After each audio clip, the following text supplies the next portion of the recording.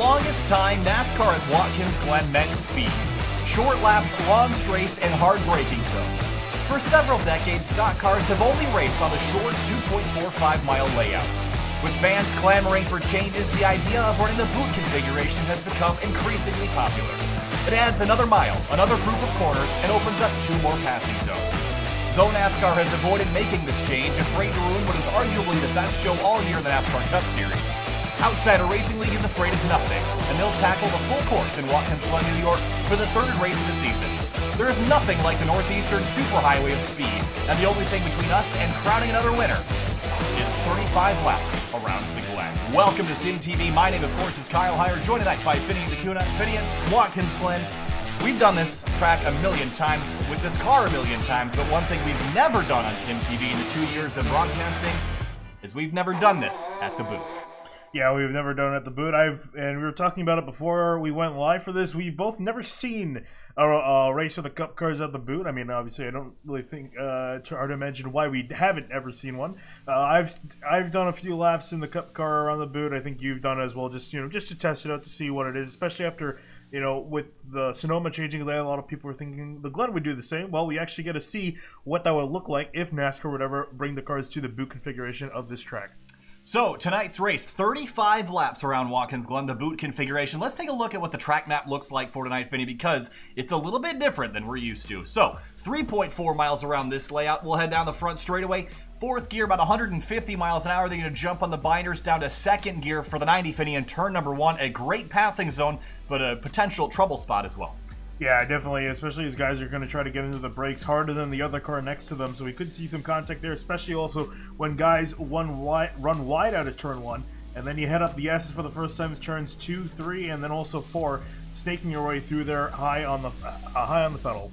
110-foot elevation change, a climb up the hill, then to the back straightaway, the bus stop, the inner loop, a right, left, left, right combination, then downhill through the carousel, turn number 5, heading towards turn 6 into what's now the boot section, Finney. This section originally didn't exist on the track, and NASCAR has never run it until tonight. Yeah, it has, and this is the most technical part of the track. It may not look that complicated out from above. I would say it actually does look even complicated from above, but definitely the amount of elevation change in this section is definitely going to throw these guys for a little bit of a loop, where mostly the rest of the track, other than the S's, is relatively flat and same in size. All these corners are going up hills, down hills, and the lot, especially turn 9, I think is going to catch a lot of these guys off guard with this with trying to get the power down in these cars. Yeah, typically you'd go between turns 5 and 10. You just straight line that instead of making the left and heading down the hill towards turn 6. But a different layout tonight, a very exciting change to what has become a staple on the NASCAR schedule. We'll head back live now to qualifying because it's underway, and tonight I reckon this is going to be very important. A lot of drivers coming into this, a lot of unknowns coming into this tonight, Finney, but one driver that I do know is going to be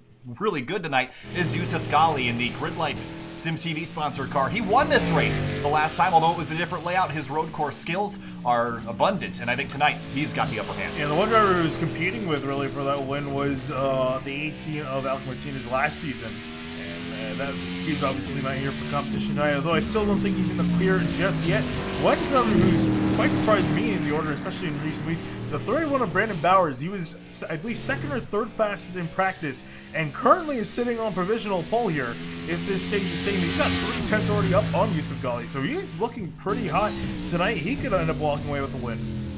Turn number 8, a very tight right-hander and a little bit loose on corner exit, and you're going to head up the hill again to turn 9, make the hard left back onto the short course, and this is very weird looking. The only time, to my knowledge, that a Cup car has run the boot configuration in the modern era was Tony Stewart's seat swap with Lewis Hamilton back in 2011, so it's been a while since we've seen a Cup car on this layout, and a little bit wide for Bowers, and that is going to have him abandon that lap. Michael Houghton in the 96, he's working his way around the course to complete his 2nd lap. Lap times in the 150s, give or take, and Yousuf Ghaly's to come on through, and what will it be? A 151.435 puts him 2nd. Quick Bowers still hangs on, and with 3 minutes left in qualifying, Ghaly's been beat for pole. Yeah, impressive job by Brandon Bowers, and he's still got a decent gap back to 2nd place Ghaly, and I'm looking at the order right now. I don't see any driver that could really end up beating the 31. Potentially Angelo Ronas. Ronas was 4th fastest in practice, and I think he might have a little bit of a surprise for us in that Ford Mustang. So 3 minutes and 25 seconds left in qualifying, and Another car out of the racetrack is the 11 that you mentioned, Ronis in his Mustang. Take a look at the point standings as we come into the night, because it's Yousuf Ghaly on top of the standings after winning last week at Rockingham.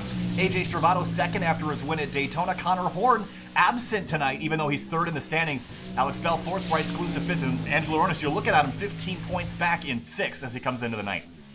Yeah, and here he comes across the line to set a time down. What's it going to be for the 11 car? Wow, fourth place, a 151.518. And still has some time to improve. He's only got 4 hundredths of a second back to Michael Houghton, and also and then a few more hundredths of a second to Yousuf Ghaly. So he could end up being second if he can just gain a few more hundredths. The S's are a big, slippery, slidey mess with the track conditions we have tonight. Because take a look at this, Finian. How about 123-degree track temperature? That is hot. And today it's going to be very slick as we work our way around. Sun is beating down here at Watkins Glen, so the track's going to be hotter as a result. Was looking at the time earlier. Looks like the time's reset. I was looking to be in practice about 1 p.m., 2 p.m. And then I think it's reset for qualifying or reset for the race. So it's going to be pretty hot on this track. You might see it go to 125, 126. I wouldn't be too surprised. So 2 minutes left in qualifying. Martin Sproul has jumped to the top of the board, a 151.116. Other cars on track that we haven't seen yet. Zach Halpern in the 26. He is waiting at the end of pit lane, and I'm curious to see what he'll be capable of. But he's running out of time. He's not going to make it around to run a qualifying lap. He can't, even if he leaves now, he's not going to be able to make back in time. So, I guess he's going to go similar to what we saw. Same thing with the 25 Team Downey. I've noticed they've been starting in the back these last few races. So I'm a bit surprised they're doing it on a road course because we aren't doing cautions tonight, no matter what happens. So you're going to kind of be putting yourself back in traffic, but I feel like they think they have the pace to move up the order. One driver who I'm a little bit concerned with and lacking some of that pace is Jeff Wright. Jeff Wright is considered one of those road ringers. He's, go to a road course, he does really well, This season, he looks to be a little bit off pace. With only 7 fastest in practice, which is not bad by any means, but not as good as we expected. Yeah, and this was kind of the case when we came here last season as well. He ended up finishing pretty well, but he was not impressive in the first part of the race last year. And so far, his qualifying effort hasn't been great tonight either. He's working away his second lap around. I'd be surprised if he didn't jump up the board a little bit, but it seems like the road courses for Jeff Wright, the ones that are more technical, the Sonomas, and I'm looking more forward to Mid-Ohio this year, how good Jeff Wright will be there as he comes out of the final corner. What's it going to be? A 152.088. Going to be good enough for ninth, a respectable lap, but certainly not what we were used to seeing out of Jeff Wright. So, looks like he's the last driver on the racetrack, so qualifying will be complete, and it'll be Martin Sproul on pole tonight with a 151.116. So the first time ever for stock cars taking on the Watkins Glen boot configuration here on SYM TV. This is going to be a fun race tonight. 35 laps again in boiling hot temperatures out there on the racetrack, getting ready to get racing tonight. I want to remind you that you can check out more information and our schedule on SYMTVBroadcasting.com. We also have a store page. You can buy SYM TV merchandise. We've got snapback hats, quarter zips, polos, t-shirts, vinyl decals, and more. So make sure you head to www.SYMTVBroadcasting.com/store for all that and more. And the link is in the video description. So time to go racing this evening. Let's take a look at our race rundown here tonight, Finian. 35 laps, 117.7 miles. This race isn't particularly long, but it's not particularly short either, about an hour once we go green. Yeah, dude. And remember, I have to say it again, no cautions for tonight. So we're going to be running straight to the end of this race. So these guys, you have to make sure you don't make any mistakes. I think that's going to be a key to this race and the outcome of it. So we'll have to keep an eye on how these guys perform, especially the leaders up in the front, because we could see the lead go between several different drivers if they start making mistakes up there with these hot conditions. We're about 30 cars strong here tonight. Let's run through our starting grid for this evening. On the front row, a surprise pole by Martin Sproul late in the session. He takes away from Brandon Bowers, who will start on the outside of the first row. Yeah, and then moving on back to second row, we got Yousuf Ghaly in the 54 car starting in third. Next to him in fourth, Michael Houghton in the 96 Ford Mustang. In row number 3, starting in 5th place, Angelo Ronis in the number 11 Ford Mustang. Bryce Clusa on the outside, a really strong qualifying effort for him in his Intel-sponsored Camaro. And Clusa's also been doing pretty good in the points. We'll see if we can improve that as well this week. Justin Krasniewski is going to start in 7th place in the Ford Toyota Camry. Next to him, Joshua Banks in the 36 in 8th. Starting in row number 5, Jeff Wright, the number 48 Chevrolet Camaro, right alongside Zach Carr in the number 27. He'll roll off 10th tonight. And moving on back to row number 6, we got Bailey Turner in the 24 Chevy Camaro. Next to him, Clifton Cockrell is going to be in the 16 car, starting in 12th. In 13th place on the inside of row number 7, AJ Stravato, the Daytona winner. He's second in the points. He'll roll off 13th tonight in his number 33. Alex Bell in the number 15 car, 14th this evening. Moving on back another row into row 8, we got in 15th Ben Laughter in the 64 Ford Mustang. Next to him, Brian Chambliss in the 9 in 16th. Elliot Butler in 17th. The number 6 had a very troubled race at Rockingham last week, looking to improve on that this week. Ryan Lang, the number 35, rolls off 18th tonight. Back in 9th, we got Brandon Gagnon in the 83 Chevy Camaro. Next to him, Casey Lakatos in the 50 is going to round out your top 20. Last couple rows here, 21st position, Adam Meyer in the number 12, and Tim Downey Jr., the reigning champion, rolls off 22nd tonight in the 25 car. Yeah, moving on back another row, it's going to be Michael Sturgill in the 90 Toyota Camry in 23rd. Next to him in 24th, Eddie Trejo in the 21. In 25th place, Gerald Campbell in the number 66 Ford Mustang. He starts alongside Zach Halpern, another Downey Enterprises car. 26th for him. Yeah, we expect that 25 and 26 car to move up the order tonight. Next, then 27th, we have Chadron Beam in the 32 Chevy Camaro, starting next to Jacob Plank in the 38, starting in 28th. We got one more driver running out the rest of the field. That's Cody McCorkle in the number 7. That's that Ream Chevrolet Camaro all the way at the back of the field. That is your starting lineup here for Watkins Glen this evening. Have a look at the bus stop here, Finney. This is a trouble spot. It's also a great passing opportunity in these cars. It's a hard braking zone from about 180 miles an hour down to about 100. Big curbs to jump. It's like threading the needle through here. Yeah, I imagine we might see some guys back off and making a maneuver here just due to how hot the track is. I think they might take it just a little bit easier through this section. We definitely might see a few passes here and there, but I think a lot less of the side-by-side deep on the brake section that we usually see, because I think these guys are definitely going to be concerned about getting sideways on these tires. Then into the carousel, it's a downhill right-hander. Second gear, you'll shift up to third before you head up down towards turn number 6. We're right on board with our reigning champion, Tim Downey Jr. You see how downhill this is? You get out of here, and normally you take a right. This is the short course off to driver's right. And now this race, we're going to head straight off, and you're going to drop off a cliff into turn 6. Another good passing zone, Finney, but it's off camber, and if you make a mistake here, you do not have a lot of opportunity to save the car before you hit that tire barrier. No, you really don't. And this is, I think, another section, potential trouble spot we've seen time and time again in a lot of other GT racing series. When they come here, going to the entrance of the boot is usually where they have the most chaos on the opening few laps. So, into the toe of the boot, up the hill, and then towards the heel of the boot, turn number 8. Another good passing zone, a lot of hard braking there, but there's a big curb on the inside you want to avoid hitting with your tires, otherwise you're going to have a very bad time. Then you head back up the hill towards turn 9, make a left-hander back onto the short course. Another left, another right. That is the lap completed. So we are almost ready to go racing tonight. Quick reminder of the race rundown. Again, 35 laps, 117.7 miles. We will have no cautions this evening. Track conditions, a blistering 122 degrees Fahrenheit. Air temp 88, so a nice warm day here in Watkins Glen. Yeah, and I think also this corner, I'm just going to say right now, I hate this corner coming back into the boot. And I think these guys are definitely going to hate it as the tires start to get hot and the track as hot as it is. We see how three guys in qualifying almost wreck out of this corner trying to get onto the gas. Left-hander here. Turn number 10 then sets you up for turn 11, the final corner here at Watkins Glen. And the green flag is in the hand of the starter. And now we wait. 29 cars strong outside of Racing League round number 3, Daytona, Rockingham, and now the Northeastern Superhighway of Speed, Watkins Glen, New York. Green flag flies and we're road course racing at Watkins Glen.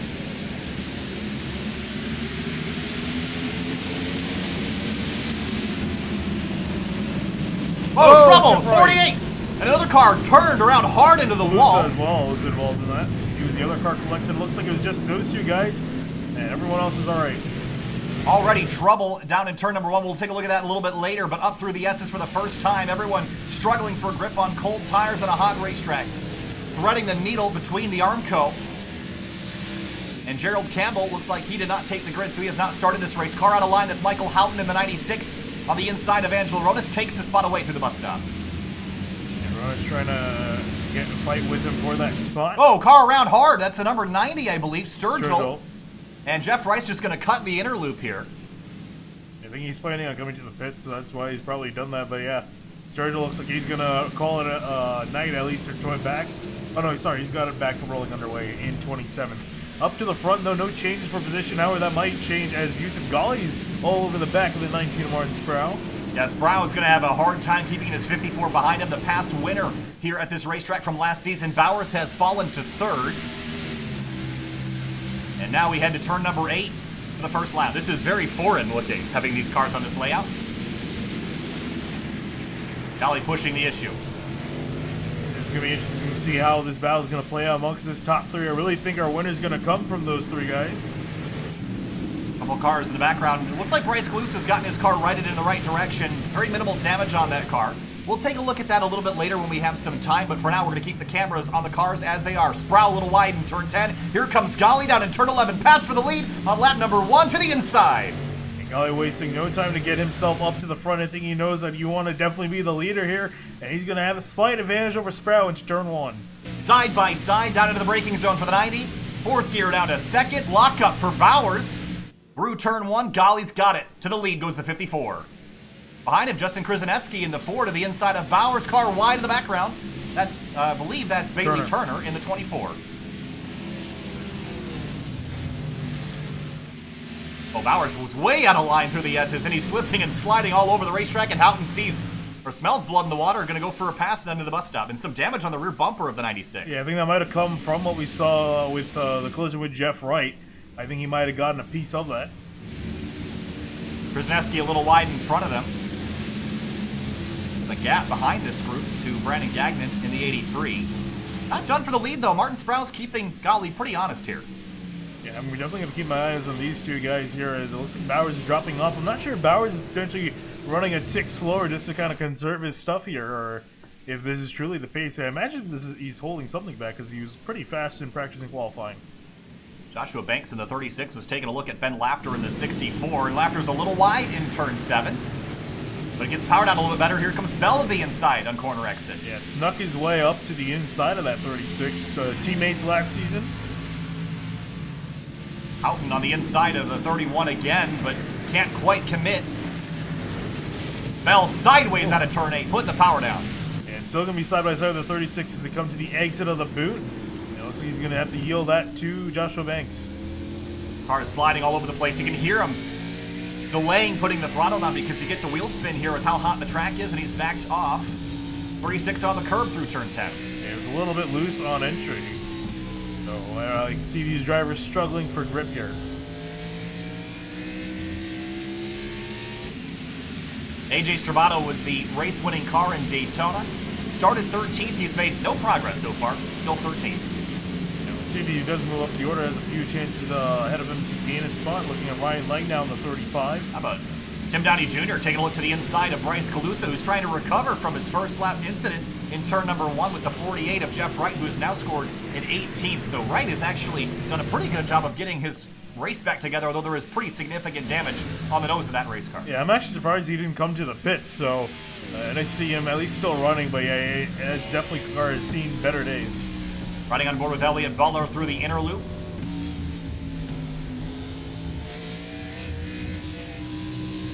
Up ahead, Zach Carr is starting to put pressure on Alex Bell for 9th. Oh, a little bit hot on the brakes for the 27, slipping and sliding on the brakes, so he's trying to stay off the 15. Up front, Yousuf Ghaly has begun to stretch a gap on Martin Sproul. It's now 1.3 seconds between first and second. Houghton has Angelo Ronis all over him, and he's all over Bowers, who's sliding out of turn number 7. That's a difficult corner, too. You have to get on the gas while you're turning, which is definitely what these cars don't want to do. You can only really truly get on the power once they get straight. As you see now, Banks and the 64 Ben Lafter going at it. And Banks is going to get the spot. Pass for position, and position traded. Banks up to 7th. And he started in 8th place, so it looks like he actually lost a couple spots on the opening few laps, but he's now gotten them back. Chad Ron Beam in the 32 is in pit lane. Didn't see what happened to him. He's got some pretty solid nose damage to that car. Otherwise, we're still got everybody we started with. Whoa, big slip. These drivers, Turner and Butler, fighting for 11th spot on the racetrack now. And Bailey Turner running a limited schedule this year, and Road courses are a good place for him typically, but off to a little bit of a slow start tonight. I'm sure he'll be up the order a bit more, but there is no stage this time, as we've had in seasons past. So all green flag racing tonight as Elliott Butler goes on through and Turner slips on corner exit. And is not able to truly get it on the power. Stravado's going to get past him. And Stravado now up into 12th place.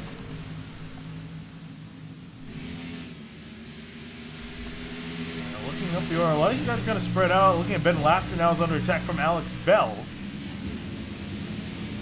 Into the bus stop. And you cannot go through here side by side unless you really trust the driver next to you. And this early in the season, I'm not sure everyone has that mutual trust yet, Finian. So you have to be careful and pick and choose your battles here in the early going especially. And you see Zach Carr, who's struggling to get on the throttle there, caught a little bit of the exit curb. Cars in front of him, look at Banks and Rodas all the way out. And this is the challenging corner, turn 6, because you don't enter all the way to driver's right. You actually kind of maintain a center line heading down in there because the track's so off camber and the track falls away. So you have a hard time getting the car down to the apex if you start all the way on the right. Carr caught some curb there, and so did Bell, but he throttles up to try to catch Laughter. And here comes Bell now with a run on Laughter up ahead, now trying to make a run to the heel of the boot. And not going to peel out to make a spot, going to sit in behind the 64. Ryan Lang and Jeff Wright, this is for 15th spot. Wright is actually attacking Ryan Lang on the outside.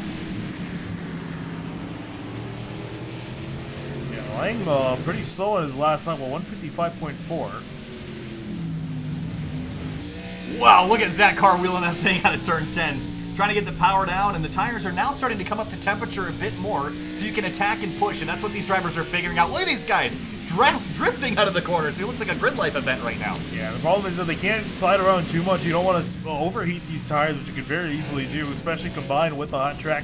It's a recipe for disaster. So you got to definitely manage yourself here as you watch Brendan Bowers get passed by Michael Houghton in the 96. And I've been really surprised at everyone making it through the S's so far, because this is really where the challenge has been with these cars in recent years, is how much power these things have and how slidey they are. It's been a struggle up here. We've seen a lot of yellow flags come from the S's. Car sliding into the bus stop. Oh, yeah. Did he get help from behind? It almost looked like he got hit from the 6 of Butler, and he has some rear end damage as well. 64 goes out a little bit wide. Car struggling to get the power down. Here he goes to the outside in turn 6. Loose again. He's really driving hard into the corners. And now around the outside of the 64 is going to have an advantage now entering the toe of the boot. And should be able to clear Ben Laughter. Oh, and here comes Elliott Butler, going to throw his nose in there, going to get some curb as well. And he's actually going to get sideways and lose some momentum. And now here comes Travado and Butler. A little bit of blinking for the 6 of Butler as well, so that's making H.H. Stravado's job a little bit harder. Chad Rombine has retired from the race. We're still not sure exactly what happened to that car, but it wasn't a major incident. The car was damaged, but not severely, so we're not exactly sure. We'll go back and look if we get a spare moment. But so far, the racing's been good, and Stravado slips and slides. He'll save it and continue, but getting really racy for about 10th spot. Yeah, just I think a little bit too hard on the brakes up the hill. And was able to still keep the spot.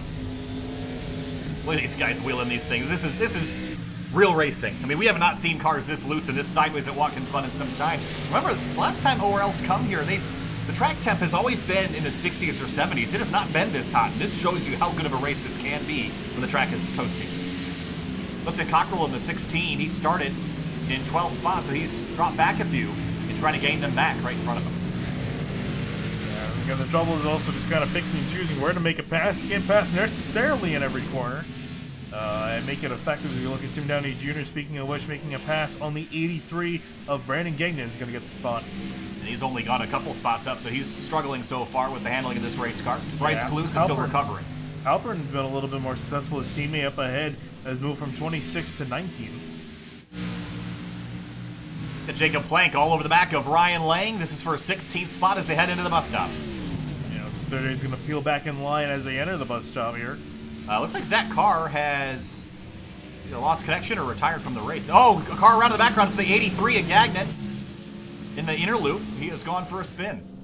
Yeah, looks like he just kind of got sideways. I don't see any damage. Let's take another look and see how he got here. He was alongside the 20 of Bryce Kalous. Was there some contact here? Looks like he just got locked up the rear brakes wheel hopped it and looped it around. And Zach Carr has returned. It was just an internet anomaly, so he is back where he was. Laughter and Stravato fighting for 10th spot now. Stravato is pulled away from Bailey Turner. I think something has happened to Elliott Butler. He's dropped back a couple seconds behind the 24 Bailey Turner. Yeah, I'm not exactly sure what had happened. Ah, here, I think we found it. Ran a little bit wide into turn 6, got into the tire barrier, so trouble for Butler. That's so easy to do here. Oh, he just looped it again. We're going to go right back, and this is what just happened. Trying to throttle up and ran a little bit wide, got in the grass, and ooh, didn't spin, just got it real sideways. Good save, though, for the 6. Up front, Yousuf Ghaly continues to lead this race, and he's led 6 laps so far. That is all 6, after passing pole sitter Martin Sproul on the opening lap in the final corner. Yeah, Sproul hasn't entirely let him away. It's a manageable gap at 2 seconds, so Sproul definitely still in this. But I think it's really come down to a battle between the 54 and the 19 you see in the picture here. And remember, Sproul almost won at Sonoma last season and lost it in the final moments to Jeff Wright, who was almost out of fuel. So we'll see how the fuel situation plays into it, but I'd imagine you wouldn't want to make it as close as the 48 had it. How about this 3-car battle? 16th, 17th, 18th. Jacob Plank, Ryan Lang, Zach Halpern. And here comes Halpern now on the back of Ryan Lang. Gonna pull out to the side. Big dive and had to back out of it. Right behind Brian Chambliss in the number 9.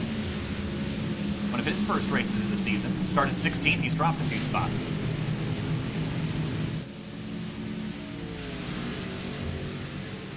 How about third place, Justin Krzyzewski? This is a really strong run for him, but he is now under attack because here comes Michael Houghton, but he's going to tuck back in line for turn 8. And Houghton trying to find some way around it as Krzyzewski goes a little bit wide on the exit of the corner, and Houghton's going to have a little bit of a run here. Not going to have a look, though, as they exit out of the boot.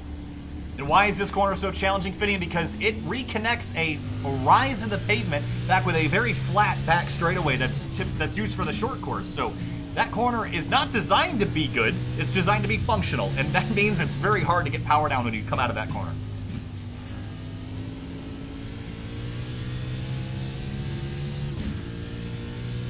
Running on board in 4th place, Michael Houghton. Into turn 1 for the braking zone, 155 miles an hour, down to 2nd gear.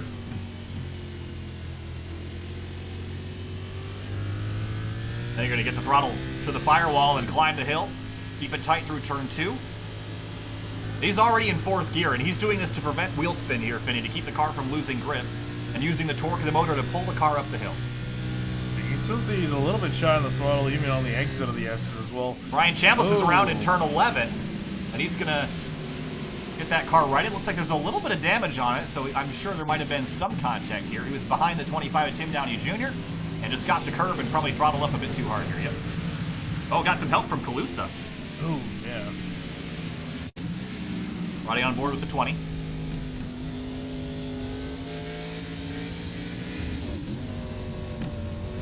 think he's expecting the 90 Chambliss to get on the throttle a little bit earlier.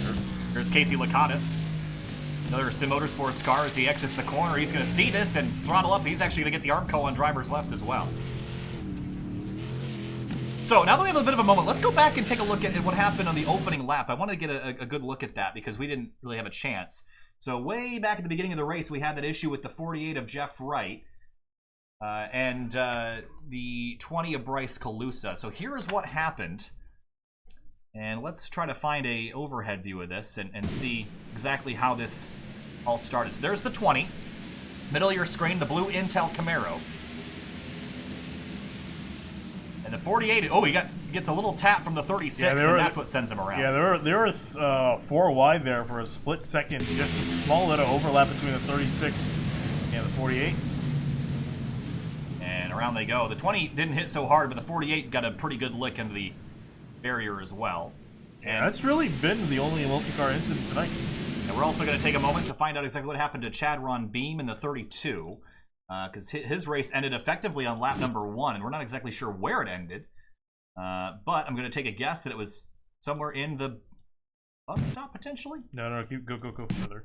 Yeah, he completed lap 1, I think. Oh, he did? Okay.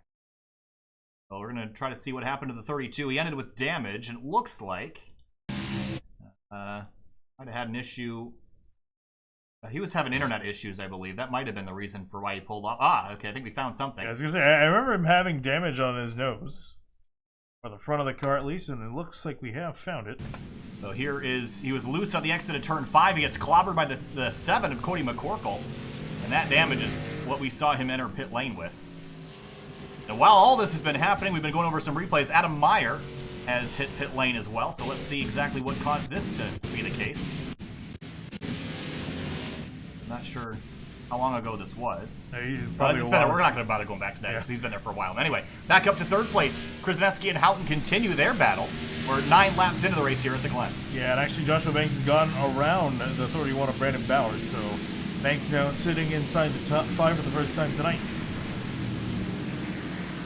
8th to 5th, and a good climb. He's been in contention to win races here before. A little loose into turn 9. He's still sliding that car around. Very loose into turn 9. In fact, I should have seen took a look at the conditions, see if they've changed since we took the green flag. Not really. They dropped about a degree. But again, the track temperature is averaged over the course of the entire place. It might be way hotter in one corner, way cooler in another. And you're going to find those hot spots really fast. And there's not a lot of clouds in the sky right now. So that's going to make the track temperature probably a little bit more even than it otherwise would be. Alex Bell and Zach Carr, they're fighting hard for 8th place in the background. Here they come now. Here comes Zach Carr trying to follow Alex Bell now into turn 1. Both of them trying to put the power down and throttle up towards turn 2. Yeah, and actually it looks like Carr was a second faster last lap through, so he's caught up to Bell pretty quickly. And looking now at Stravato and Ben Laughter go at it for 10th place. Couple battles all over the racetrack. We're going to try to keep you on the most entertaining one. And again, this is Bell and Carr for 8th place as they enter the bus stop.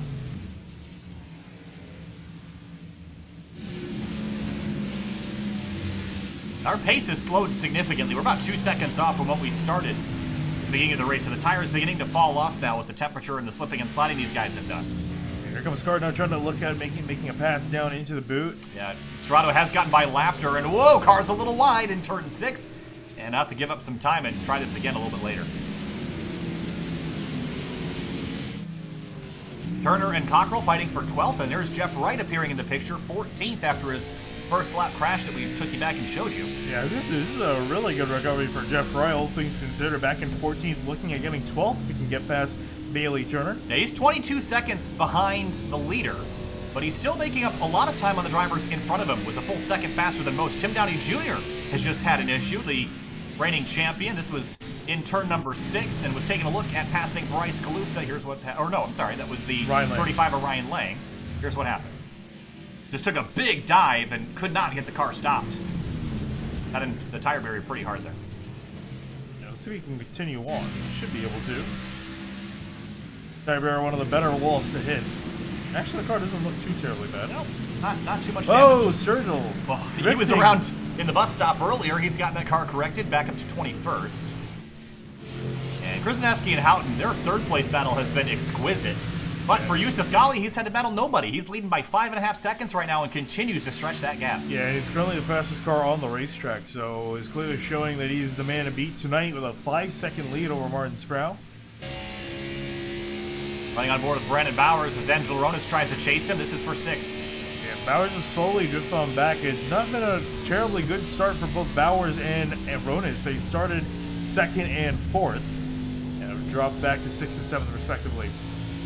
And Ronas going to take an opportunity to dive underneath him in the carousel. Pass complete, move Ronas to 6th. Yeah, Bowers not going to contest it. He's running his own race. Bailey Turner and Clifton Cockrell fighting for 12th position still. Jeff Wright still chasing.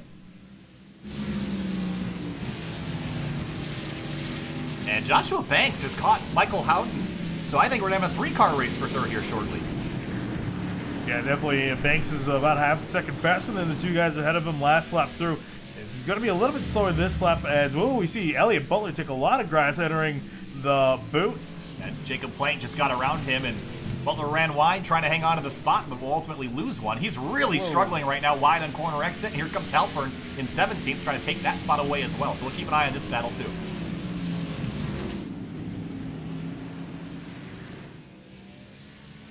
The 3-horse race, Krasneski, Houghton, and Banks. Banks is looking really solid right now. He's keeping a lot more pace than those around him. He's running about only 2/10 off our leader and quicker than everybody in front. Oh, and pit stop says, looks like Krasneski's going to peel off to pit road. And so is Brandon Bowers. So first pit stops of the night here at lap number 12, and I would assume that you could go to the end from here. No, I don't know. 20 laps, maybe you can't. Maybe it's going to be a two-stop race, because 20 laps is like, that's almost a full tank, and we're only running percentage of full. How about Turner and Cockrell side by side into turn 1? Cockrell on the outside, and I actually like the outside for turn 1 sometimes because you can carry a bit more momentum, and that's what Cockrell tried to do, but Turner got a pretty good run through the 90 there. Yeah, he's going to try to continue that up ahead as Cockrell's going to try to get a run now out of the S's and down the straightaway, maybe set up a pass into the bus stop. A little bit too far behind, though. Using a bit of draft, look at the speeds, 170, 171. These cars used to do about 185, 190 down into the bus stop before the package change a few years back. It's a very slow carousel here. You can see the car yawing out as he tries to put the power to the ground. He also is here too as he's going to the carousel, just flipping the throttle a little bit to make sure he doesn't spin the car out. Bailey Turner is struggling to keep this 16 behind him. And it's all about making the guy in front of you make a mistake. You're pushing him, you're trying to get him out of his mirror so that he's looking up in the mirror and not driving forward. And that's what Cockrell's done so far, but he has not been able to phase Bailey Turner just yet. And as the field's going to pass pit road again this time by, I'm curious if we'll see any more guys come into pit road, rather. Ghaly is going to pass, and why would he come? I would think he would stay out until the fuel runs out. Got a 6.8 second lead. Martin Sproul probably will do something similar. Houghton on back. I'm not exactly sure how this will work. We have, because of the pit stops, we of course saw the cars that were battling Houghton drop to pit lane. And there's another car in the background, Alex Bell, going to hit pit lane with Angelo Ronis. So a few more guys deciding to make their pit stops. Travato and Laughter are going to stay out. It looks like Bailey Turner's going to come in as well. That will split the battle between him and Cockrell, and he's just trying to get an upper hand on that 16 because that's who he's immediately fighting. Another group of cars, Elliott Butler, Zach Halpern, and Justin Krzyzewski. Krzyzewski just came to pit lane, so right now you're going to see the difference between new tires and old tires. We're right on board with the Ford.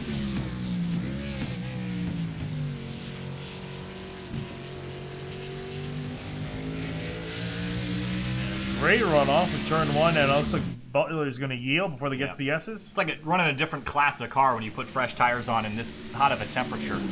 Everyone else is struggling for grip, and he's going to be running 2 to 3 seconds a lap faster than the drivers out on old tires still. So, Krzyzewski back up inside the top 10. Ronis is back out on track in front of Ryan Lang, who has not yet made a pit stop. Yeah, it really is amazing as they're saying just the difference on these newer tires. Tim Downey Jr. getting passed by Alex Bell, who just came to pit lane. Brandon Bowers getting by Sturgill in the 90. So Ghaly completing lap number 13 next time by. And what's the strategy for him? I mean, I would think you just stay out until the car's out of fuel and then come in and get your tires and finish out the race from there. Yeah, if you can make it to lap 17, or if you can complete lap 17, you should be able to make it on fuel to the end. I'm just curious if you guys think it's too close on the fuel to make it and decide might as well take the fresher tires and use it to their advantage. So Yousuf Ghaly won last week at Rockingham, and that was kind of an unexpected race win. I don't think there was really a dominant car last week, but Yousuf Ghaly showed up and he was there when it mattered and ended up winning the race. Of course, he's got Grid Life Touring Cup on board that car, which, of course, Grid Life Touring Cup is, I think AJ Strato's just hit pit lane, so I'm going to interrupt myself here, as that car has also come. Yeah, another couple of guys making their trip down to pit lane to make their stops. But yeah, as you're saying about Yousuf Ghaly, one pretty surprisingly, you see how hot the brakes are getting. Yeah, I wanted to point that out because when you talk about road course racing and you talk about a track that's so fast, you're going to be overheating not only your tires but your brakes. And we're going to see as Ghaly hits turn 6 here, watch the brake rotors. Every time you heat up these brakes, you're heating up the tires, and you see they're just glowing slightly here, but the harder braking zones, those will be white hot, and that will transfer heat into the tires and make your day even worse. So, right on board with Ghaly again as we head towards another braking zone. And he's been managing these pretty well. think that's why his lap times too have been consistent. Some of the other guys in the field have seen more drop off. Looking at Kalusa and Alex Bell going side by side. Alex Bell has fresher tires. Kalusa's not pit yet. And is he 20 going to yield that battle? Same situation in behind. The 35 old tires, 31 new tires. Woo! Side by side into the bus stop, and the 35 will have to yield. That car is also on fresh rubber. Darrell Waltrip would call those 4 Mr. Feelgoods, Finian, because I didn't really, you're wearing a glove on your hand. Oh, I'm cold. My hands were really okay, cold. I was so confused. I looked over and I was like, why are you wearing those? No, my hands are really cold today. I was like, yeah, I'm just going to wear clothes. It's really cold in here, so I understand that. Joshua Banks, Angel Rodas, both these drivers have pits. This is for position. Rodas way out of line there in the toe. Yeah, and if you're one of these drivers, I mean, would you have been one of the few that have your tires, considering how hot the track is? You know, more if you're a guy in the midfield. Speaking of pit stops, Yousuf Ghaly going to hit pit lane from the lead. That will turn over the top spot to Martin Sproul. Ghaly's going to come in. And really no rush, no, just don't make a mistake, don't get yourself a penalty at this point. I'm surprised that Sproul has stayed out. I mean, it's really not, if anything, I would rather be on the more aggressive strategy of coming into the pits a little bit earlier, maximizing the tire life, but we'll see if the 19's got anything up his sleeve, same thing with the 96. Maybe try the overcut. I mean, we have seen quite a bit of fall off. I don't think it's a terrible idea. I just don't think you're going to make up 7 seconds on Yousuf Ghaly by doing that, but we've seen crazier things happen. How about Michael Houghton? He's actually closed in on Sproul. And we might have a battle for what will eventually be second place here, just shaping up. Yeah, made up 2 tenths last time by on Sproul, and was looking a little bit more consistent than the 19. Oh, look at this battle. This is for 15th right now, and a mix of cars on new and old tires, actually. All but one of those cars is on fresh tires. This is a battle for 15th spot, Wright, Stravato, and Turner. Yes, Wright's been moving further and further up the grid. Yeah, I think more, if this was all cycled out for this run, Wright would probably be around 12th or 11th.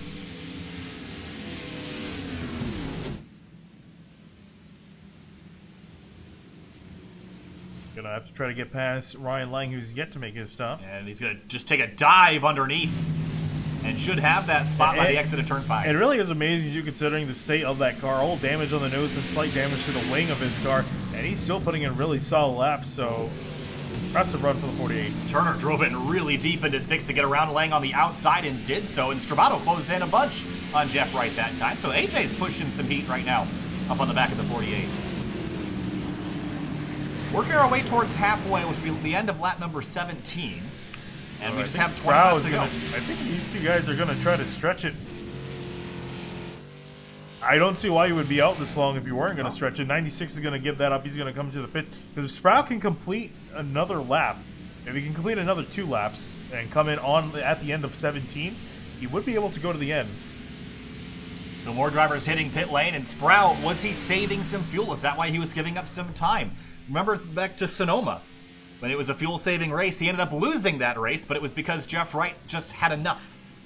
So maybe he knows a thing or two and has learned a thing or two. I mean, honestly, I would say go for it at this point. I think this is the best strategy for him to try to work with. I think if he realizes he's not going to pass 54 in raw pace, he'll just pass him in the pits. And so far it's working out. He's still 20 get back to Yousuf Ghaly. It's a lonely feeling out there right now, but you have clear racetrack. You're able to run the quickest laps that you're capable of, and you might be down on tire and you might be overheating some stuff, but you don't have to follow anybody, you don't have to pass anybody. You can run the quickest that you're capable of running when you're by yourself like this. Yeah, and he's kind of backed it off a little bit, around 156.7 last lap through. He's toned it back a little bit, which again, if you're pulling the strategy, you can afford to give up some time. Yeah, he's lifting way early as well, so I think he definitely is saving fuel, and Watkins Glen always has a little bit of fuel savings involved. We see Joshua Banks and Angelo Rodas fighting for position, and looks like Rodas, a little bit of contact there, and it's going to put Banks in the grass on corner exit. Banks trying to avoid him, got himself in the grass, now going to try to look up the inside again, can't get it done as the Lemon shuts the door. As for position, 4th place has exchanged hands. Alex Bell chasing him from 2 seconds back. And Laughter and Clifton Cockrell, these guys are shaping up for a fight. So, if Sprout can stay out, and he can only make 1 pit stop versus everyone else's 2, That would essentially put Yousuf Ghaly in a really hard position. Is there anything that Ghaly can do to fight that? Not really. Just, I mean, he's got fresher tires. He's just going to have to put the pedal to the metal and just keep on going. I think he's going to really have to afford to push, can't afford to save anything to try to make up the time from the pit stop. It looks like Sprout's coming. Ooh, that's going to be long. Okay, well now, here's the thing. It's not totally over yet, though, because he can save fuel the entire run, and as long as you don't give up the 30 or so seconds it takes in pit lane, it might still be worth trying this strategy. So I wouldn't be bailing if I'm Martin Sprout. I'd just go out and be short shifting, lifting early, doing everything I can to save fuel, because he could still pull this off. Yousuf Ghaly, though, is probably smiling a little bit, because I think this certainly puts more work in the 19's hands for this last run. Ghaly's just got to keep doing what he's been doing and keep the strategy rolling. Some lap traffic up ahead. It's the 83 of Ben and Gagnon. About to go a lap down and has just had some trouble tonight. Got involved in a collision in the inner loop earlier in the race. Great looking race car on the 83 tonight, though. Amateur, though, you would like to be in a little bit further up the order. Bowers and Zach Carr, look at these guys hounding each other. They both have made their pit stops. This is a fight for 7th. Yeah, Bowers is continuing his slow drift on back, and then you can see Martin Sprout in the picture there. Jeff Wright, big damage to the 48. He's had a big off in the bus stop. And that car, as well as he had recovered, this has just gone disastrous for the 48. And this is just not what he needed. Was racing the 24 Bailey Turner into the inner loop, and there was contact. And it sent him for a ride, and bam, into the tire barrier. And he jumped the curb and kind of straight lined it, if anything. That's all it takes. Yeah. Oh, big hit. That will probably be a retirement for the 48. He might keep it going. He might have to fix some stuff before he can keep it going, but definitely not the way he wanted this race to go.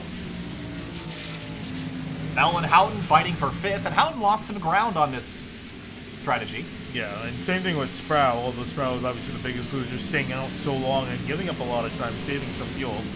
He's going to have quite a bit of work to do this run. Bowers and Carr still fighting for 7th spot on the racetrack right now, and you see Sprout in the background. And I'm really curious to see if Sprout will be lifting early, short shifting, and trying to save fuel, or if he'll abandon the strategy and just try to run it out on one more stop like everybody else. I mean, honestly, at this point, I'd say you might as well try to save. It wouldn't necessarily hurt. You're already pretty close to doing. I mean, obviously, he has the numbers to work with. We don't entirely know what if he's able to or not. Into the inner loop, and Bowers and Carr, I believe, are actually catching Bell, Ronas, and Moore in front of them. So we're going to have a big group of cars battling here shortly, and Carr is so good through the carousel, but he's going to run wide, and Bowers slips on exit. Great fight between these two. Carr deep into the brakes, into the boot. You see him try to take a different line than Bowers to get on the power. Better down towards the toe of the boot. Jeff Wright has pulled off into the pits. We'll see if he returns to the racetrack. If anything, it might be a while before we see him return back to the racetrack. See Bowers slip, trying to get into the power. Car a little bit better. He's going to have a look. Race down the back straightaway towards turn number 8. Right in front of them, you see Alex Bell and Houghton fighting for a position. We'll take you there if that battle gets as good as this. Whoa, sideways on the gas, and he's going to dive again. Now on the exit of the boot, going to force Bowers out wide. Yeah, Bowers got spooked by that, and it will just end up leaving the space for Carr to get there. But he's not clear yet. Now he is, but for turn 10. Well done, executed pass by Zach Carr. Let's take a look at that again. And just took a dive. Right here, pulls to hard left and spooks the 31, and he just can't get the grip. Carr jumps the curb, and it's a much better run through the corner. Yeah, I was a little bit worried for the 27 jumping the curb. A lot of guys will get on the gas as they jump the curb and spin out, but the 27's able to keep it there. And here comes the 19 out, fresh rubber. This should be pretty easy for him. Might have to follow the 31 up through the S. It's pretty difficult to make a pass through here. Possible, but very difficult and very unsafe. At this point in the race, I think Sprout's looking to just keep the car in one piece and try out the strategies that he's thinking about trying. Yeah, already. He's lifting big time early. I think he's trying to save fuel. And why not? I mean, I don't think you're going to beat Yousuf Ghaly on pace tonight. Pull up the side. I want to see the pit road delta. So he has to make this work. He's going to have to stay at least around 37 seconds ahead of the drivers ahead of him. He has to maintain a gap between Yousuf Ghaly at about 37 seconds. The gap right now between Sproul and Ghaly is 21 seconds. So, he doesn't have a lot of time to give up. He's got to be on it too. So otherwise, Ghaly will be able to. And if Ghaly pits long before the race is over, he's going to have fresh tires and will be able to extend that gap even more so. So it's going to be a pretty tall task for Sproul to try this, but we'll see if it works. Bell and Houghton still for 5th place fighting. Then Laughter and Jacob Plank. This is down towards turn 7 for 14th. Plank, wow, look at the run he got through the middle of the corner. I'm trying to get back onto the power to get a run on the 64. It's amazing to see in some of these corners, especially the different lines guys are taking, either trying to prioritize exit or prioritize entry. Well, you know that's what I love about the track being so hot today, is that when it's a cold track, there is definitely one best line to run. There's one high grip line. Tonight, every line is a mess. It's like you're driving on oil. So it's just about how you carry momentum and how you get the power down to the ground. And we've seen a lot of drivers struggling and a lot of drivers that I think are enjoying this out here at the very least. Bell and Houghton, 2/10 separate them as they climb the hill. This is a battle for 5th position. Bell defending, Houghton trying to get it.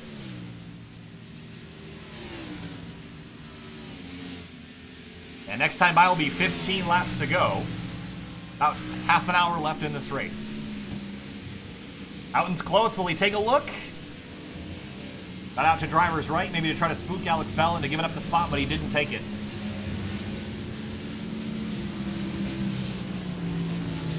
A lot of guys still spread out. I'm actually surprised Sprouty's still not got past the 31 of Brandon Bowers, and I think this is him trying to save fuel maybe in behind the 31.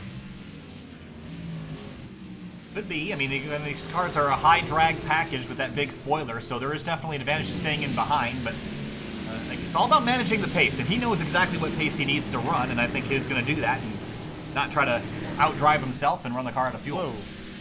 He was not necessarily outdriving himself, but on the pedals you saw the 15 sliding out of the corner. 14th place, Laughter and Jacob Plank. Plank's in really deep on the outside. Can he maintain the line? He does, side by side for position. Mustang versus Camaro drag race to 7. And the 38's got the better line. You see Laughter go way out wide. Ooh, whoa. He's going to get sideways going out of the line. Plank will leave Laughter in the dust. Yeah, it's a hard line to pull off there when you get into the outside. Your instinct is to get back on the gas. You got a better run off the corner, but going up the hill like that, it's hard to pull off. Yousuf Ghaly is flying right now, just ran a 1:52.6, which is full 2 seconds faster than Justin Krzyzewski. But how about Krzyzewski? This has been a really solid night for him. Started back in 7th place, and he's up to 2nd. And if Sproul's strategy doesn't work out, he's going to have a 2nd place run tonight, which is really good at this point in the season to get himself some more points. As we take a look, he's not in the top 10 in points, so he might be able to crack in there if he has a good run this evening. Yeah, you can see out of the background there, I think one driver we definitely need to still keep an eye on is the 36 of Joshua Banks, was a 2nd faster last lap. So he's definitely got a shot at least getting 2nd. I definitely think, though, if Sproul's strategy doesn't work out, we would definitely see the 54 go to victory lane. Now all sorts of sideways, hustling the car through the bus stop. And Houghton smells blood in the water here.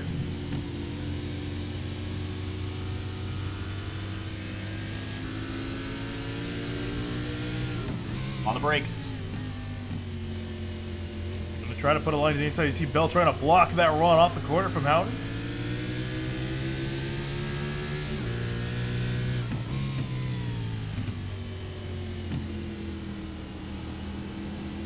The different lines we're talking about, Houghton, you see trying to get a little bit of a better line off the corner than the 15 as they're sliding on the gas. You could just wait. You could hear him wait and hesitate on the throttle, and as soon as the tires gripped up, he just pounded the gas to the floor and went for it.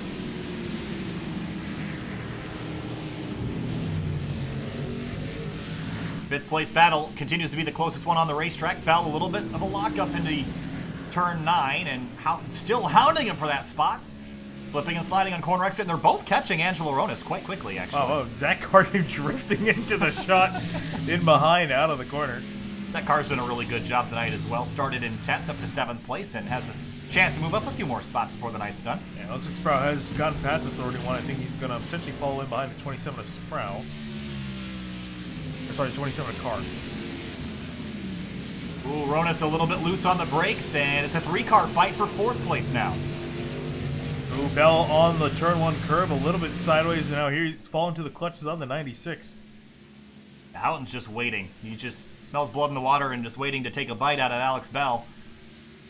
A little bit tight up through the S's and right behind the 15. It's a weird transition up there because you're tight on the left-hander, you get way out to the wall, and as soon as you make that transition back to the right, the car wants to step out and kill you up there. So it's a very careful transition. Make sure that you don't make a mistake in such a high-speed, high-risk area. There's not a lot of run-up up there. If you make a mistake, you're going to have that blue arm coat all over the side of your race car.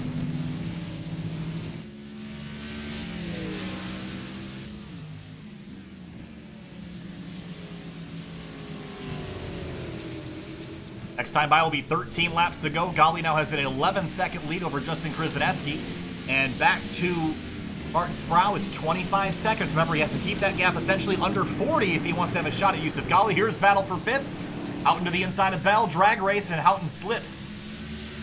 He's still going to be very alongside the 15. There's a drag race nose to nose down to the next turn.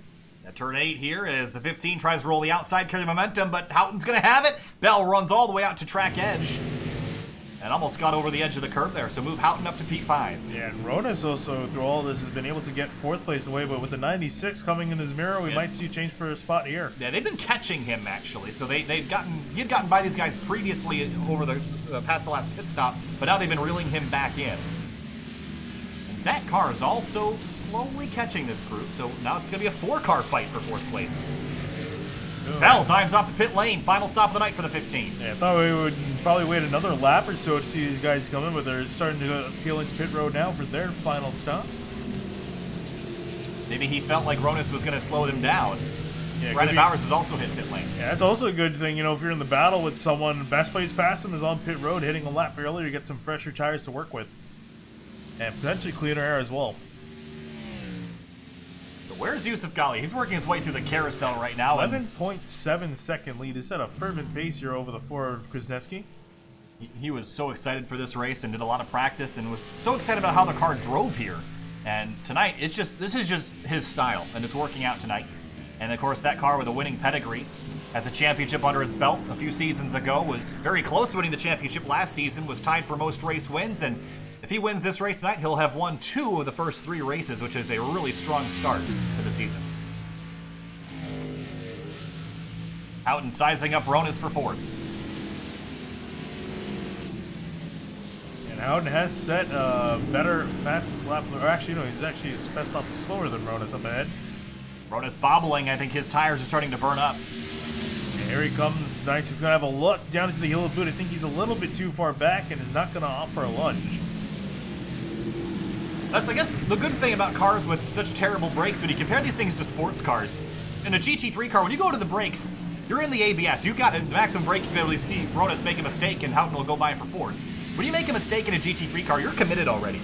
In a Cup car, you have a little bit extra brake. You can lock them up. You can just use that much more, and you can back out of a situation. And in some cases, not having ABS is a little bit better because you're not putting the pedal to the floor every time, so you have a little bit more to play with. Hey, there's a cloud finally over the racetrack. Gonna cool it down just a little bit. Yeah, I'm not sure about that. Still, well, actually, it has cooled down actually quite significantly, about 5 or 6 degrees from where we started. As more drivers hit pit lane, Krzyzewski from 2nd, Banks from 3rd, and a whole host of other cars. Yeah, honestly, I think now, again, with the cloud too, and the track potentially going to be, depending on how big the cloud is, they can see the cloud. I don't really have an angle aimed up the sky, so I don't know how long it's potentially going to be there, covering the summit. Then now is a great time to come down and get some fresh rubber. He's looking Martin Sproul and Harriet 3rd place back. Yeah, I'm really liking what Sproul's doing here because he's running very similar lap times to Ghaly right now, and his lap pace has not dropped off very far. So he's actually maintained about a 20 to 25 second gap. And I don't think Ghaly's going to be able to outrun the 19 and make the strategy useless. I just think Sproul's got to really make sure he saves all the fuel he needs to make the strategy work. But I think right now the 19 has a winning strategy. I don't know. I'm kind of doubting it a little bit, actually, as you see Sproul get past, the gap, looking at the gap between Sproul and Ghaly, it's 27 seconds. So that's only about 10 seconds difference looking at when when Ghaly, actually... Are you confused? Sorry, no. When Ghaly makes when Ghaly makes his pit stop, He'll be about 10 seconds in behind Sproul, and then Ghaly's just going to be punching it to the floor and going as fast as possible. So it's only a 10-second gap, so I think he might be able to overtake Sproul. So is Ghaly thinking about this right now? Because the earlier Ghaly pits, the better, because he'll have more time to catch the 19 again. So the longer he stays out, the more he's hurting himself. I think if he pits right now, he's got this race in the bag, but if he waits till 5-6 laps to go, I think Sproul's got a legitimate chance at holding on to the lead. Yeah, keep an eye on it still as the gap fluctuates. Looking at Alex, Bell, and Ronis now. Both these drivers have made their final stop. Clouds really have come over, and the track is cooling down very quickly. Got 3 degrees now. Woo! Ronis in the dirt. A little bit of extra grip to play with, and this is actually going to help the 19 a little bit. And as we say that, the sun's starting to peek out from behind the clouds again in turn 10. So how quickly it came, how quickly it goes away. Cockrell's going to hit pit lane. And you can see that it was only really in the final 2 turns that the sun's starting to come out. Still cloud cover on the front straightaway. Background, that's Jacob Plank in the 38. He's hitting pit lane as well.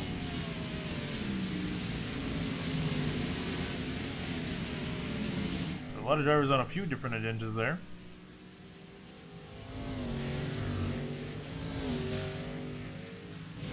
So the 16, the 38 having trouble getting in his pit box in the background. That's going to severely hurt his night. Ronis and Bell, they're closing back up again on each other. They were fighting before the pit stop, but it looks like they're going to get into a fight after. Yeah, Ronis is trying to make up some time on the 15. And also we got Zach Carr only a second behind, so almost a 3-way fight for 6th here. Whew. A little optimistic on the inside curve on the exit of the bus stop, but look how much time he gained on Bell through the carousel. Yeah, he's really pushing it now. Oh, Bell slipped. Oh, boy. Side by side, almost for Ronis, almost in the grass, too. It's a tough pass to make on the outside, and you see me at a yield. But still putting a lot of pressure on the 15. Big dive up the inside, I'll think better. But he's going to go, because here comes Zach Carr. This is all a fight for 6. This will be for higher than that. They're slipping and sliding all over the place, but Carr is coming and Ronis is coming, and Bell is struggling to hang on to 6th place. And Bell has to hope that he doesn't make a mistake here, especially dealing with the pressure of 2 guys right behind him with arguably faster cars. Speaking of which, here comes the 27 trying to make a pass on the 11. Yousuf Ghaly hits pit lane from the lead with 10 laps to go. Michael Houghton will take over the top spot. Ronis sideways, so is the 27. Wheeling these cars here at Watkins Glen. So now, Martin Sproul has to go, and he has to go hard. If he saved the fuel, he's got to make use of it.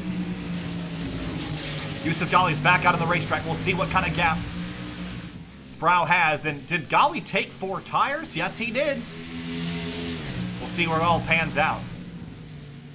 Yeah, there's now Michael Houghton in the lead of this race in the 96, and then Sproul 2nd, Ghaly in 3rd. Great battle for 6th, though, with Bell, Ronis, and Carr. We'll take you back to Sproul and Ghaly once that battle's there, but all Ghaly's got to do is be faster than Sproul by at least a second a lap, and I just don't think Sproul is going to be able to hang on. Again, if Ghaly had waited 3 or 4 more laps, it would be a harder sell to convince me that Ghaly would win this race, but Sproul is in trouble now. Yeah, I think that's where the trouble lies. There's a 9-second gap between Ghaly and Sproul, so it's, I think, a little bit too late for Sproul. I think, and again, I'm still convinced the 19 still has to save some gas. And Justin Krasnetsky, this is for position here. But I think Ghaly just came out of the pits, so Krasnetsky is on slightly older tires.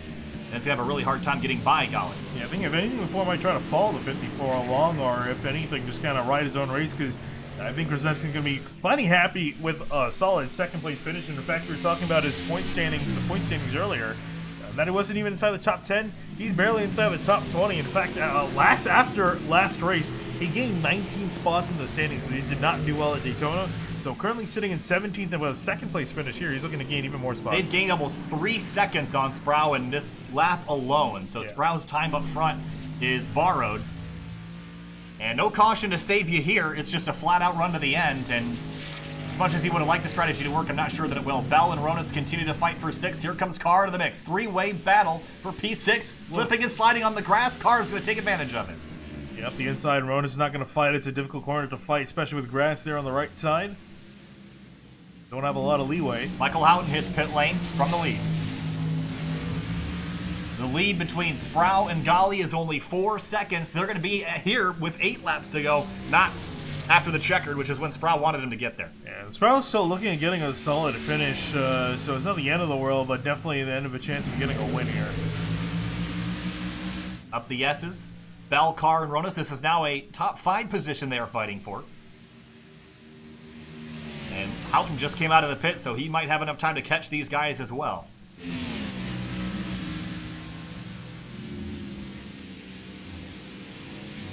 Braking zone for this group of cars. Look at Carr following Bell through the bus stop, right on the bumper. When the 27 of Carr is going to make his move, it seems like his best section of the track is the boot.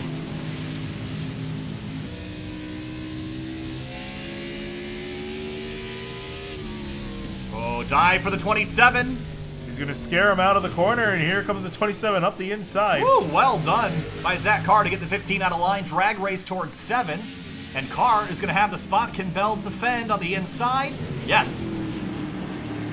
Yeah, Carr didn't say he wasn't aggressive enough in blocking the 15 on entry. He gave him the lane. Oh, man. He's going to have to go backwards, but here he got another run into the heel of the boot. He looked like he was going to peel off to make a pass, and it's still going to be behind the 15.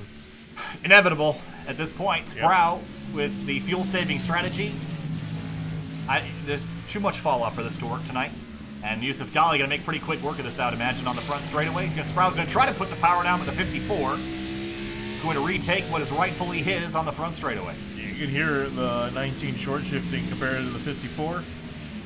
And easy pass there for Yousuf Ghaly. Going to take the lead of this race. Sproul can't do anything about it. Meanwhile, for 5th, look at this fight between these 3. Bell, Carr, and Ronas. This is definitely where the action is. And I imagine the 96 Houghton behind is going to join them. He's got fresher rubber than all 3 of these guys up ahead. As Carr makes a look down into turn 1. And Rona's going to try to follow the 27 through. Bit of a bobble for the 27.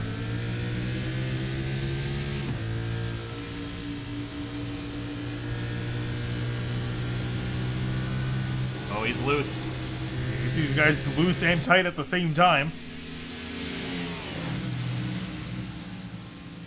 Next time by will be 7 laps to go for the leader. You see the 96 fighting the 21 of Eddie Trejo, who is 1 lap down. He has not really had much of a night to talk about at all. Pretty uneventful for the 21. Last time by, Houghton ran a 2:16.572. He came out of the pits, but I guarantee you next time by, we'll see a pretty quick lap. Now, Bell, Carr, and Ronas are not exactly creeping around either. Oh, Ronas sideways. Oh, man, this is getting tight. Hit the 15 down into the entrance of the boot. Now here they head to the toe. Little deja vu going on here. And 27 going to try to pinch the 15 a little bit more than he did last time. Oh, big slide. He's going to get hit from behind. Ronas, nowhere to go. Packs him in the rear bumper. Meanwhile, for 2nd place, Krasneski has gone through Martin Sproul. Now, if Sproul starts to lose any more positions, this will not have been an advantage. He was 2nd before all this, or I believe 3rd. All this had happened. Up the road, Tim Downey Jr. in 22nd, 1 lap down. He's had a struggle tonight. He's picked up some solid right front damage from somewhere. Remember, he was one of the drivers who's gotten the tire wall in turn 6 earlier, so might have done the same thing again. Yeah, it's definitely not been a good night for him. Even for his teammate too. The 26, he's back in 17th. What? I can't pull away from these guys because they're going to end up taking each other out or something. Bell and Carr for 5th place. Bell's going to stay in line. He's not going to go defensive. Will Carr take a dive? And up, he's going to sit behind. Oh, big slide in turn 1. He's going to run out over the edge of the curb, try to get the power down there. Slipping and sliding over the edge. Yeah, and I think Ronas made a mistake. He's dropped out of the battle and now has fallen to the clutches of the 96 Houghton. Houghton's going out of pace. Wheeling it is Alex Bell right now. You see, actually, I think Ronas might. Oh, I thought he was going to get out of the way for the 96. Looked like Here he comes was, Houghton. but he didn't. And Houghton about a 2nd faster a lap than these guys. Great fights all over the racetrack right now, but we're focusing on the battle for 5th. It's the closest one. And this is the battle for 7th with Ronas and Houghton. So Houghton's got a great line looking to the corner. I think Ronas knows that he's going to be a losing battle. And easy work for the 96. All right, back up the road again. The car's been so close to getting past Bell, but just has not been able to get the move to work. This has got to be so much fun. I'm jealous right now. Whoa! Bell continues to drift and slide that race car. Yeah, right up the road from this battle, too, not too far ahead, is Joshua Banks in the 36 in 4th. He's struggling right now as Bell and Carr charge turn 8. They're both off the edge of the racetrack, pushing the issue right now. And Carr's been falling out there, and it's costing them some time. Here comes the 96 of Howden. He's got up.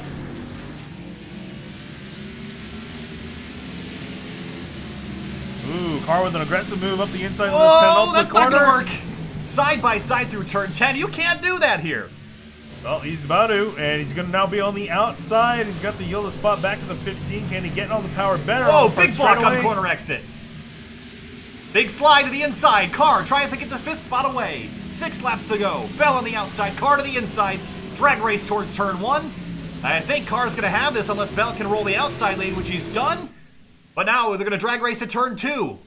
Side by side up through the S's. I don't think you can do that. Yeah, they're going to try. Someone's going to have to yield here. Near the one wants to some slight contact on the bottom of the S's. Oh, here they head man. to the top. Side by side through the S's at Watkins Glen. Carr and Bell drag racing down the back straightaway. 6 laps left here at Watkins Glen, and the battle for 5th is hot. Someone has to give down into this corner. You really can't head side by side into the bus stop, and it looks like Bell is going to yield. Wow, what a battle that was. Carr's got it. Bell back to 6th. Houghton 7th is there now. Here comes Howden. This should be easier to work with. Oh, Bell sideways. He's going to save it, though. Carr's in hot into turn 6. Yeah, I'm curious if the 27 can drive away from this. Meanwhile, in front of them, 3rd place fight. Banks getting by Sproul. And Sproul a different agenda here. Sproul's got to be careful, though. If he can't keep up the pace, he's going to lose even more spots. He's got 5th, 6th, 7th, and 8th look at behind. Bell wheeling that thing. That's some Saturday night dirt track racing that he's doing right now in this Cup car. This is some spectacular stuff. Here comes Houghton to the inside. Yeah, he thought about making a move here, and actually Rodas was also thinking of making a move on the 96. Gonna have a slight look alongside the 15. Can't get along. And here comes Rodas now. Advantageous position for Rodas to be in, but he's gonna tuck back in line. No need to rush this. He might as well hang out while these guys in front of you fight. And there's Sproul and Banks. This is all the battle for 3rd now, because Banks has the spot. Then it's Sproul, Carr, Bell, Houghton, Rodas. And Carr is actually starting to break away from that pack in behind, and he's going to definitely catch and pass Sproul. I'm curious, though, if he can get to Joshua Banks. That's for the podium spot in 3rd. No battle for the lead. Ghaly's got it by 5 seconds. Then Banks is 11 seconds back from that. But here comes Carr, way deep on the brakes for turn 1. And that just goes to show you how much the 19 is struggling right now. He's on old tires and just trying to save some fuel, so he's going to have to essentially let all these guys on by. You see him go wide, I think prompting these guys to go on by him. Yeah, it's going to be really tough to hang on with tires up through the S's. Sproul and Houghton side by side through here. And this strategy, what was going to be a winning strategy, had this played out a little bit differently. It's now going downhill very quickly for the 19.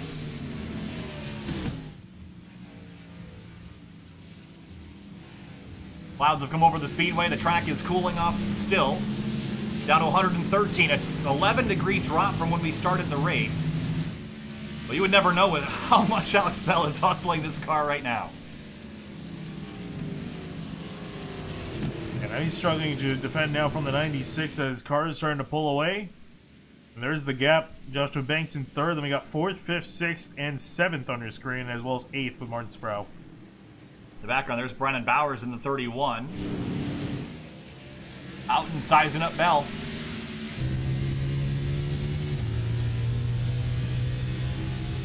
Have a look into the 15, but can't get it done. And I would think that this would be easy work for the 96 being on some fresher rubber, but he's not a whole lot faster than these guys have had. Yeah, again, the tires are relative. I mean, if you pit within a couple laps, you're generally okay. It's the 5 to 10 lap differences that really start to rack up and cost you time. And now the cloud is completely engulfing the speedway. There's a little bit of grass for the 15 of Bell. He's going to keep it straight. He's been really driving this thing. Yeah, he's been working the hardest of everybody in this race tonight. He's been sliding that car around, just desperately trying to hold on. And Houghton on the brakes, trying to chase Bell into the braking zone.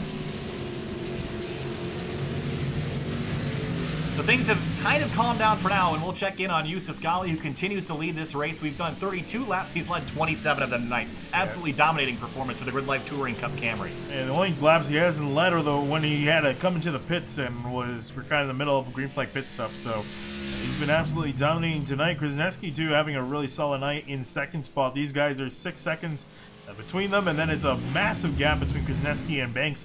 11 seconds between them, and Banks 18 seconds behind the leader.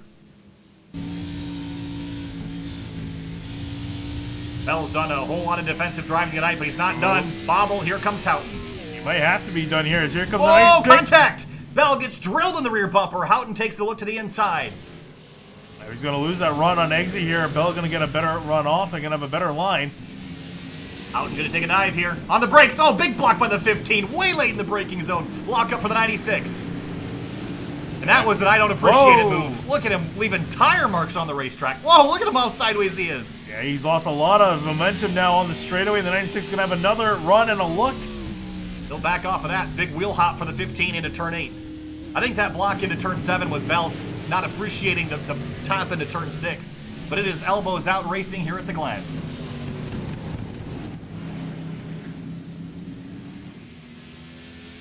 That was awesome. Yeah, we're still not done yet. I imagine these guys are not too happy with each other at the moment. This could get worse, especially here as we're coming down to 3 laps to go for these guys. Bell making that Camaro extremely wide. Houghton's Mustang trying to pony up the horses to get on by. 3 laps to go this time for these drivers. Will it be a dive into the braking zone for turn 1? Here he comes. 15 on the outside, maintains the spot for now, but can he get the power down for the S's? Yes. Yeah, I imagine the 96 might not even look for a pass in the bus stop. I think his best chance of getting the 15 is through the boot. That seems to be where the 96 is a little bit better. The 15's really struggling with rear grip right now. Yeah, that's exactly why I think he should go for the boot. It definitely seems where he's getting that advantage on the 15 of Bell, who's kind of been struggling in that section. Tiptoe through the bus stop and set yourself up for a pass somewhere in the boot. And again, this battle probably wouldn't be happening like this if we were on the short course, because this track is a whole lot less technical on the short course. This long course introduces a lot of different driving characteristics that you otherwise wouldn't get from this course. Slow car, that's Brian Chambliss in the 9, letting these guys on by. Yeah, he's had a bad day somewhere. He's got big damage on that car.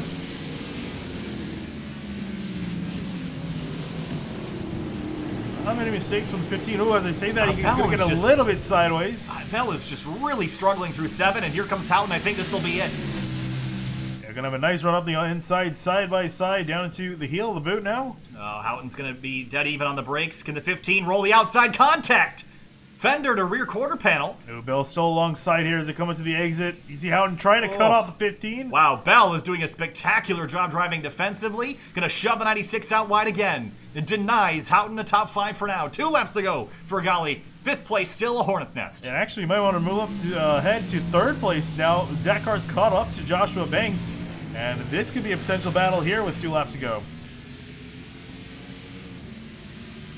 I'm afraid to cut away from the 5th place battle, though. They're really racing hard, and we're going to miss something big. We'll take it to 3rd if it gets exciting.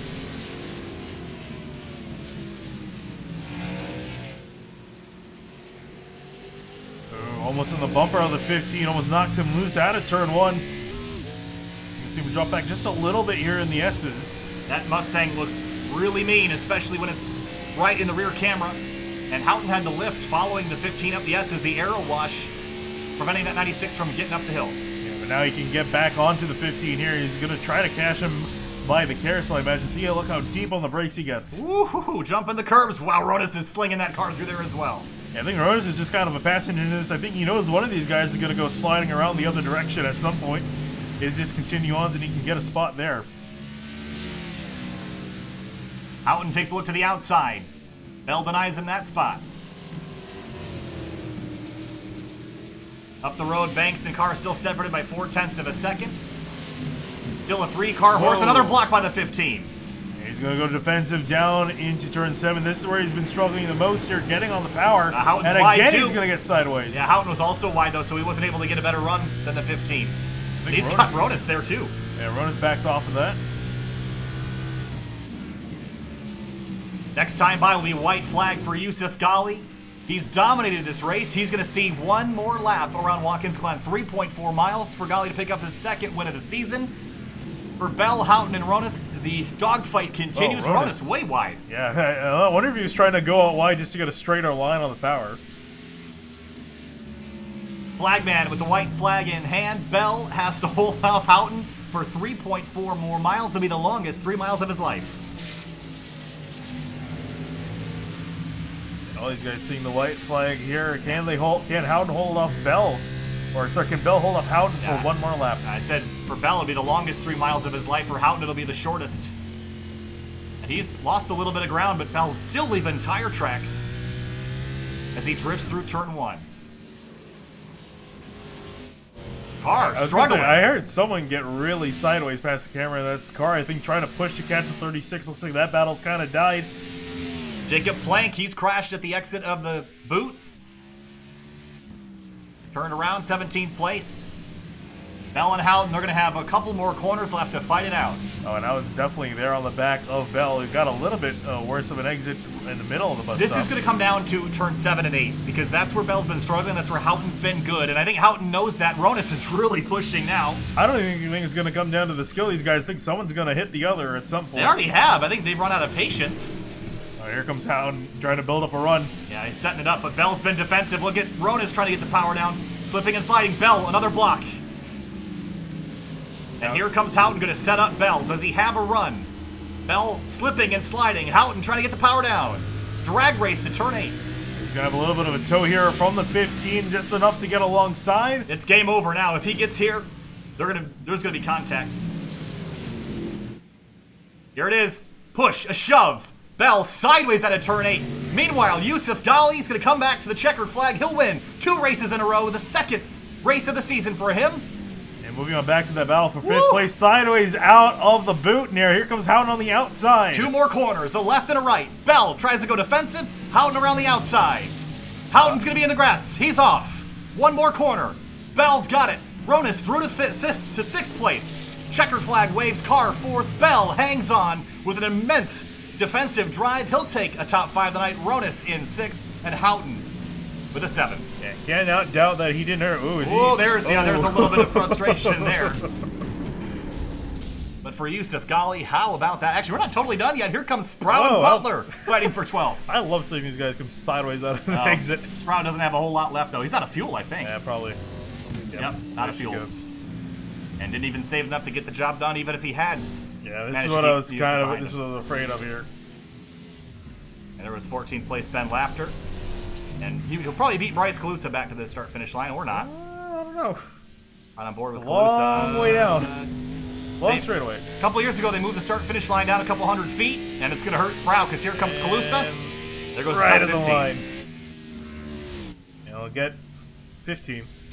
So that's going to sting. Wow. Safe to say the best race of 2020? I think so. There's a Ghaly giving a push to Casey Cottis, who's still trying to make it back to the line. There's Justin Krasneski, who finished 2nd place tonight. Really solid run for Krasneski. Going to be a big help in the points. And some congratulatory bumps here. And Yousuf Ghaly maybe trying to help his teammate get back around. But Cottis has also tried the one-stop strategy. I need a deep breath after that one. And going to help his teammate back. You know what this reminds me of?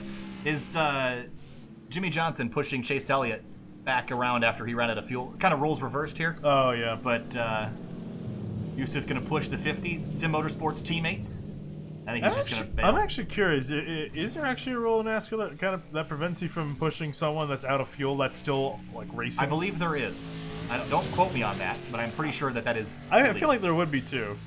Yousuf Ghaly, if he knows anything about Watkins Glen, he'll know where to celebrate a win. He's not even going to stop on the front straightaway. This is how you do this right. If you win a race at Watkins Glen, you do a burnout in the turn 1 runoff area. Yousuf Ghaly celebrates 2 in a row. And his first win on the road course in a Sim Motorsports camera.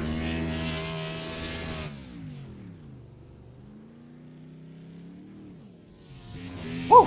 That was Zach Carr having fun there, but here's a look at your race results. 4 lead changes in this race, 35 laps complete. What an event. Probably one of the best stock car races on Watkins Glen that we've seen. Certainly, for me, the best race of 2020. Some phenomenal racing, especially for 5th place. Bell and Houghton, what an incredible job they did, not taking each other out and racing clean for all those laps. Yeah, I'm curious if they are actually mad at each other or not. It's kind of hard to tell. The way they were, but definitely a great fought battle. Could have gone a lot uglier, but both those guys showed massive amount of respect, though it might not have looked like they could have. Again, one could have dumped the other, but they didn't. And Bell in 5th, Ronas 6th, and Howden in 7th. And disappointments tonight, certainly the Downey Enterprises cars. The 26 finished all the way back in 16th, the 25 and 23rd.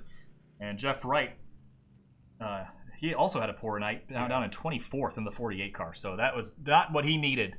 In the points, Gagnon, McCorkle, Meyer, Beam, and Campbell also not the Knights. I don't think Campbell actually officially started this race. No. And even Sparrow, too, you can kind of throw on that list. Looked like he definitely had a top 3 car of anything. Tried a different strategy. Unfortunately, it didn't work out for him. We'll be back in just a couple minutes. Stay with us to hear from Yousuf Ghaly, Krasneski, Banks, and more. We'll be back in a minute. Stay with us.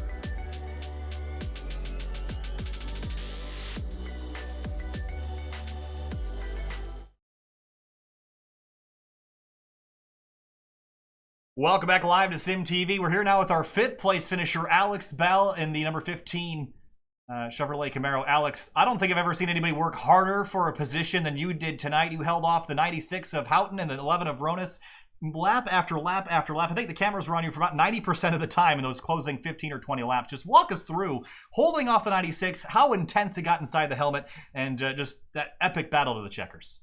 Oh my gosh. I decided to short pit the last stop there to try my best to get ahead of Angelo because I was racing him most of that run. But I just burned my tires up way too damn early, and by the end there I was just chopped liver. And I was probably racing like a dick, I'm not gonna lie, but I wanted that top 5 so bad. So much respect to Zach and Angelo and the 96 and all that stuff. I understand if they're mad, but damn dude, I wanted that top 5. I wanted to prove myself there. I'm not good at these road courses, and I really wanted to prove I belonged out there tonight, man. The boot configuration, certainly an addition that we have not seen before with stock cars here on SYM TV. Walk us through the differences in racing this with the boot configuration versus the short layout. And how much do you think of this was the track temperatures, and how much do you think was the layout? I think it's more of track temp, man. As far as I know, the track temperature never got below like 120, which is super slick. Yeah, the boot's a little bit more of a technical layout, but I don't think it changes feel the track that much. But this track was definitely hot and slick out there. It was fun. Alex Bell, hey, you're gonna need a glass of water and probably some time to wind up. So water, a shower. I'm sweaty, man. Alex, it was an incredible drive. So enjoy your 5th place celebration. Enjoy that glass of water, and we'll talk to you next week. Thank you. Shout out to Polar Pierce. Follow him on Twitch for me, please. Thank you, guys. All right, have a great night. You too, buddy. Thank you. Talk now with the 7th place finisher, Michael Houghton, the number 96. Michael, tonight started up towards the front, had a solid run up there, and then ended up kind of battling and having a dogfight with the 15 and the 11 in those closing laps. Walk us through that fight, because there was some contact traded, or there were emotions and feelings traded there as well. Emotions, contact. It was like a relationship, dude. I don't know what to say. We had a fairly strong, dirty torque Mustang, and we got into a great battle for top 5. And towards the end there, it was a battle between me and Alex, and I was trying to make a move, but he kept blocking me, and so I took that personally, and I tried to take him out too. So once the checkered flag went down, I personally took him out. Of course, Watkins Glen in the past with the cup configuration, there was a couple passing zones, but it seemed like the boot added some more. Do you think that was advantageous for you tonight that there was a couple more opportunities to make a pass on Alex, or do you think it was hindering you with how technical it was? No, the boot's great. It adds a lot more excitement, especially with these cars that are really heavy. Going up that hill is not easy. The car wants to spin on you at any moment. So yeah, definitely adds some excitement. And yeah, I'm pretty happy with the result we got today. 7th place after starting 4th, Michael Houghton in the number 96, 7th place tonight. Michael, thanks for talking. We'll see you next time. See you guys next week. Bye-bye. We'll move on now to our 3rd place finisher. It was Joshua Banks that got it done tonight in P3. And Josh, it was kind of an uphill climb most of the night. And taking a look at your starting position, you started in 8th and moved up 5 positions en route to a 3rd place result. But only 3rd and no better. Do you think you could have gotten to Krasneski and Ghaly had there been a caution or a restart, or do you think it was pretty much game over? I've had a good run there at the end. We were running down Justin, but then we had lap traffic getting involved with that, kind of put us back behind further than what we wanted to be. But before that, we were running down. I felt like I was running my hardest and putting down some really good lap times for me and actually making gains. I don't know about Yousuf because he was rolling pretty good, but I knew we were catching Justin. And then once we got to him, that was going to be a different story. And I was hoping we actually race that out, put a little show on for y'all. But it's what it is. I'm happy with 3rd though after what we've been having trouble with the season, or the start of the season. So to come out 3rd tonight, pretty cool. Talk to me about the addition of the boot. I've been asking everybody what they thought of it. How was it for you tonight? Did you enjoy that extra section, or do you think it was a little too technical for these big of a car? I felt it was pretty good. You just had to drive it like a stock car. You couldn't drive it like an F1 car, obviously. So you just had to really manage your throttle on exit and make sure you don't overdrive entry. You had to really back it up, and especially managing your tire with a new tire bottle, you got to manage them and make sure you don't burn them up too quick. So I thought it was fun. I noticed a lot of people were running, at least, I don't know what corner it was. I couldn't tell you out the life of me, but there's one corner I noticed where guys were running a little middle groove on entry and then cutting it low on exit, probably trying to get a straighter exit. But I was running that bottom and it worked out really well. So it was cool to see different lines working there. But I thought it was a cool addition. I enjoyed it. And definitely a different change of pace and all that fun stuff. Now, if it was the other end around, and I sucked at it, I would have hated it. But since we're doing good at it, I say we'll go for it. Joshua Banks, 3rd place tonight in the number 36 Camaro. Josh, thanks for talking. Good luck next week. All right, buddy. Appreciate it. Absolutely. Move on now to our 2nd place finisher, Justin Krasneski tonight. Justin, tonight was a great race for you, and you started taking a look at your starting position. You started in 7th, and you ended up in 2nd place tonight, so plus 5 positions for you. What did you need to go run down that 54?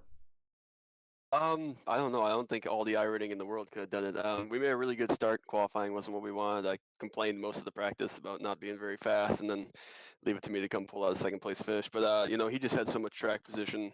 I did the short pit thing twice and could get to him every time, but unless I got past him and blocked for 15 laps, there wasn't a whole lot I could do. He was just gone, and he was definitely better on the short run anyways. But we equaled out after 5 or 8 laps. But it was a good night after the 2nd to last or whatever at Daytona to finish 8th or 9th last week, and 2nd this week is exactly what we need to keep rolling forwards. Talk to me about the track temperature, because it did cool off pretty significantly towards the end of the race. Did that affect your car? Did that make it better or worse for you as the race went on?